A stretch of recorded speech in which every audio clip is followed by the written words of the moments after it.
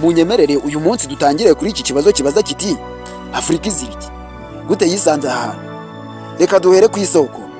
Hafi imyaka miliyari 13 na miliyoni 8 z'imyaka ishize, isanzure yose yatangiriye ku kantu gato cyane gafite ubushyuhe n'umuvuduko bikabije cyane. Aka kantu katangiye kwaguka aribyo bita expansion mu buryo bukomeye cyane. Icyo nicyo bita Big Bang. Zigisasu gisanzwe, ahubwo ni ugutangira kw'igihe, umwanya n'ibintu byose. Uko kwaguka kwako kantu gato nibyo abanyasiyansi bemeza ko byaje kuvamo itangiriro rya byinshi twibaza aho byaturutse. Gusa icyagoranye ni ukwerekana inkomoko y'ako kantu aho katurutse, aribyo abemeramana bavuga ko byose ari ibyaremwe n'Imana kandi nta mpamvu yo kubisobanukirwa twarabayeho nyuma yayo. Gusa twe turibaza, Afurika izira iki? Reka tubanze turebe inkomoko yayo. Mu myaka miliyari 4 na miliyoni 54, ni ukuvuga ibinyejana 45 na 400, nibwo abanyasiyansi bemeza ko isi yabayeho binyuze mu gikorwa cyitwa planetary accretion, ukwiyegeranya k'uduce duto tw'ibintu byo mu kirere. Ni ukuvuga uduseke tw'umukungugu n'imyuka, dust and gases, byegeranye bitewe n'imbaraga zo kwiyegereza gravity. Ibyo bikora isi. Muri icyo gihe nta migabane yari ihari, byose byari bikiri ibishyushye cyane, amabuye ajashagirana. Gusa bidatinze, dushingiye kuri geology, hafi miliyari 3 z'imyaka ishize umugabane wa Afurika waravumbuwe. Ubu mugabane wa mbere ubayeho bitewe nuko hasanzwe ibice bya kera cyane byitwa Caratons, kandi Afurika ifite amabuye ya kera cyane yo muri icyo gihe. None byatewe n'iki? Byatewe n'iki ngo umugabane ukuze kurusha indi yose ku isi wabayeho mu muntu wa mbere ku isi ngo ube urahura uyu munsi? Bigaragarira buri wese ko udatekanye mu bice byose by'ingenzi, yaba mu buzima, ubukungu, umutekano, imibereho cyangwa se iterambere. Ni DJP Global Hub, mwumva nk'ibisanzwe. Ni abagaragu b'ibyegeranyo mugezwaho, ni abagaragu b'amakuru mugezwaho. Murakaza neza mu isi y'ubushakashatsi, murakaza neza mu muryango mugari wabemeye kubatwa n'inyandiko. Nge tubahaye ikaze.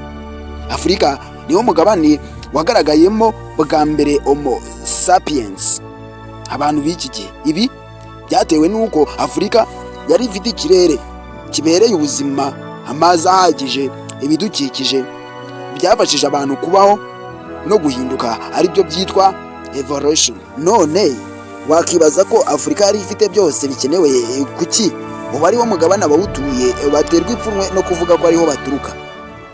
Nutagize iryo pfunwe, abamubonye bo ku yindi migabane nka Aziya, Europe na Amerika bakamubona nk'ingizi cyangwa inyamaswa. Ngaho nimutera agatebe turebe ibyapfuritswe n'abanyabwenge, tubyigireho natwe tumenye icyo twakora, ubundi duhindura Afurika. Ariko umunkundire duhere iwacu, hano iwacu di. Nk'uko ubushakashatsi bwabigaragaje, ibibazo by'uyu munsi Afurika ihura nabyo bituruka ku mateka, imiyoborere, ubukungu n'ibidukikije. Walter Rodney mu gitabo cye How Europe Underdeveloped Africa yasobanuye uko amateka y'ubukoloni yagize uruhare mu bibazo by'ubukungu bwa Afurika. Daron Akemoglu na James A. Robinson mu gitabo Why Nations Fail bagaragaje ko imiyoborere n'inzego z'ibihugu, institutions, arizo z'ingenzi mu iterambere cyangwa ibibazo by'igihugu. Kwifashishije igitabo How Europe Undeveloped Africa, igitabo cyasobanuwe neza ko ubukoloni bwagize uruhare rukomeye mu kudindiza ubukungu bwa Afurika binyuze mu kwambura Afurika umutungo wayo. Rodney yavuze ko abanyaburayi batwaye umutungo kamere wa Afurika nk'amabuye y'agaciro, zahabu, ipamba n'ibindi, babijyana i Burayi. Ibyo byatumye Afurika ibura ibyari kuyifasha kwiteza imbere, bityo uburayi bugatezwa imbere n'ibivuye muri Afurika. Kandi nanone Rodney yerekanye ko ubukoloni bwahinduye ubukungu bwa Afurika bukava kwigira self sufficient bukajya ku gutanga ibikoresho fatizo raw materials. Ibyo bikoresho akaba ari byoherezwa mu mahanga ndetse no mu Burayi. Afurika yasigaye igura ibicuruzwa byakozwe n'inganda z'i Burayi. Gusa ushobora kwibaza ngo kuki abari bayoboye Afurika babyemeye? Igisubizo nuko mbere y'uko ibyo byose biba, ubutegetsi bw'abakoloni bwashizeho amategeko n'inzego zari zigamije inyungu z'abanyaburayi aho gufasha abanyafurika.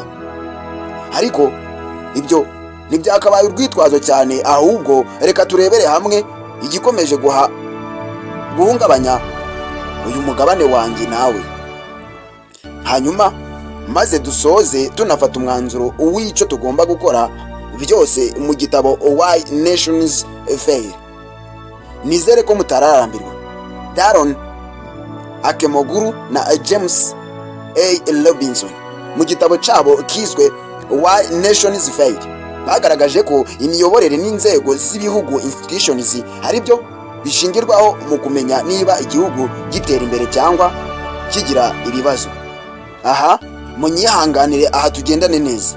Uko igihugu gitera imbere niko kimenyekana, bityo umugabane kibarizwaho ukagaragara neza. Mutagira ngo twatandukiriye. Iki gitabo gisobanura ubwoko bubiri bw'inzego. Inzego zubaka inclusive institutions zituma abaturage benshi bagira uruhare mu bukungu no mu miyoborere, zigaha abantu uburenganzira, amahirwe angana n'umutekano ku mutungo wabo. Za kabiri ni inzego zisenya extractive institutions, zigamije inyungu z'agatsiko gatoya k'abayobozi, zigakumira abandi, zigatwara umutungo w'igihugu mu nyungu z'abantu bake. Izi zituma igihugu gikomeza gusubira inyuma. Iki cyiciro cya kabiri nicyo kibazo cyugariza ibihugu byinshi n'isi muri rusange kuri uyu mubumbe, hari nayo mpamvu byagoranye nk'uko namwe mubizi. Ibi simbijyamo cyane, ndabizi mubisobanukiye kundusha. Bityo rero nubwo amateka afite uruhare, ariko siyajye nuko umuntu, urugo, isibo, kuzamuka ukagera ku gihugu, ku mugabane n'isi muri rusange bitera imbere, ahubwo byose ni imiyoborere ibigiramo uruhare. Iki gitabo kivuga ko niba ubuyobozi bwubakiye ku nyungu rusange n'amategeko arengera bose, igihugu gishobora gutera imbere. Ariko iyo ubuyobozi bugamije inyungu z'abantu bake, bitera ubukene n'ibibazo. Urugero rutangwa ni uko ibihugu bifite amateka asa bishobora gutandukana kubera inzego zitandukanye, kimwe kigatera imbere ikindi kigakomeza gusubira inyuma. Mwese twabanye muri iki cyegeranyo ndabashimiye, nawe utaha.